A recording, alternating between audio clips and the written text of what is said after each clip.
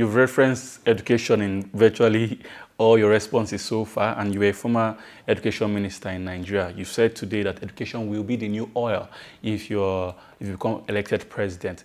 Can you tell us what exactly are your plans for that sector of the economy? So number one plan is going to be looking at the issue of access quickly. Today we have more than 13.5 million out-of-school children. That is the equivalence of the population of some of our neighboring countries, you know, and that's a time bomb. So we need to look at access quickly.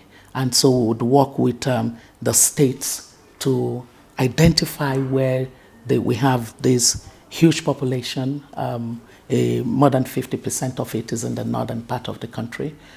There is a lot that we need to do. We also know that education is correlated to conflict and destabilization. And of course, we're beginning to see links between the lack of education and terrorism. So you need to address the matter of access. Access would also look at education from the perspective of the gender parity, ensuring that we no longer have for every 3 boys in school, there is 1 girl in school. We need to bring as much parity as possible in access. Then we have to focus very much on the vision for education. And my vision for education will be very much in the light of what we articulated when we said that education is meant to nourish the mind, to create a good society that competes globally. Education is to nourish the mind, create a good society that competes globally. So, and then the focus on compete globally ties back to what I said to you about productivity and competitiveness. We want to grow world-class human capital. We want to grow citizens that can take on the world and the best in the world.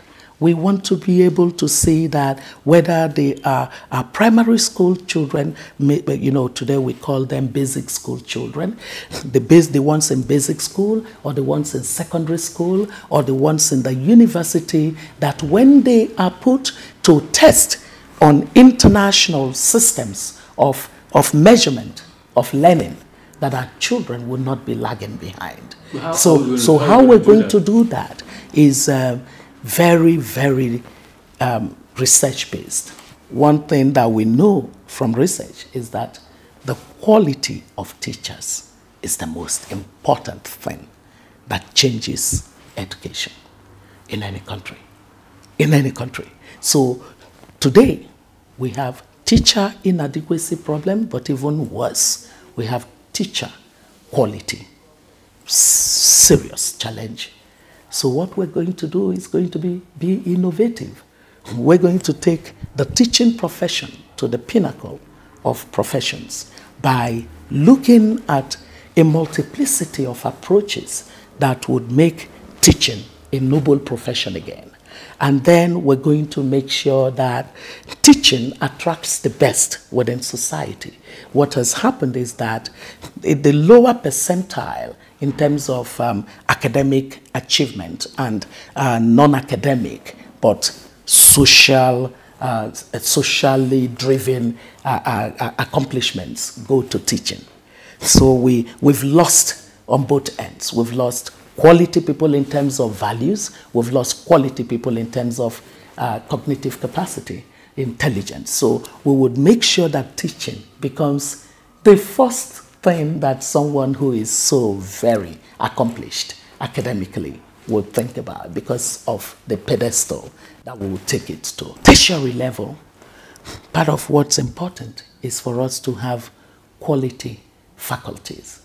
It's the same thing as having quality teachers. You have the quality of the faculty of a university can determine where that university is placed in the global ranking.